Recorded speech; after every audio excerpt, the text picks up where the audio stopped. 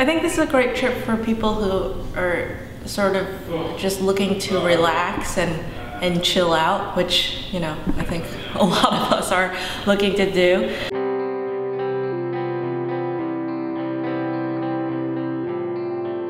I'm a totally sort of fly by the seat of your pants type of travel planner. When I'm in a certain place, I try to just soak it all in.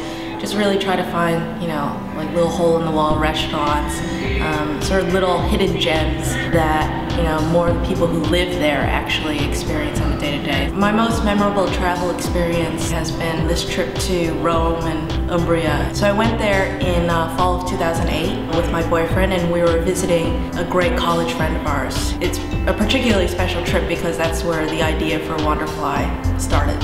So usually when I travel, almost all of my time is spent figuring out where to eat the next meal, even when I'm eating the current meal.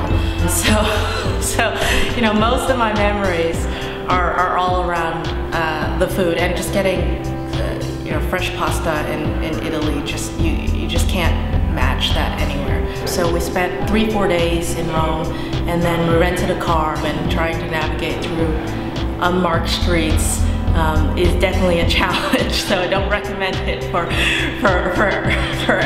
everyone.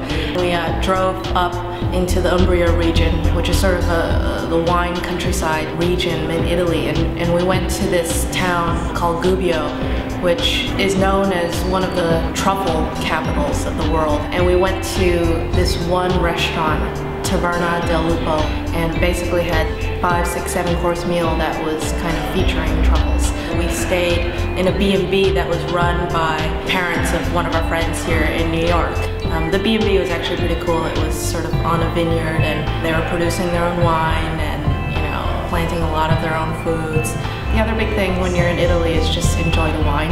I think it's cheaper than getting, you know, a bottled water there, so you're kind of forced to drink it up all the time. It's just part of the overall style of being there, is really just enjoy life and eat and drink until you can't anymore.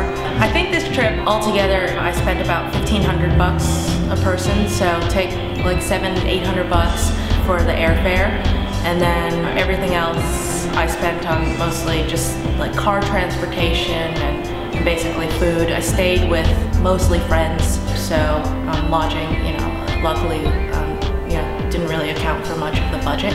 It's not a high-stress trip. It's just beautiful scenery, beautiful people, beautiful food, kind of just get to soak it all in, sort of all 5 senses are really stimulated. If you want to find out more about some of the places I've mentioned, and also just a bunch of other awesome trips, you can check out my Wanderlist at wanderfly.com.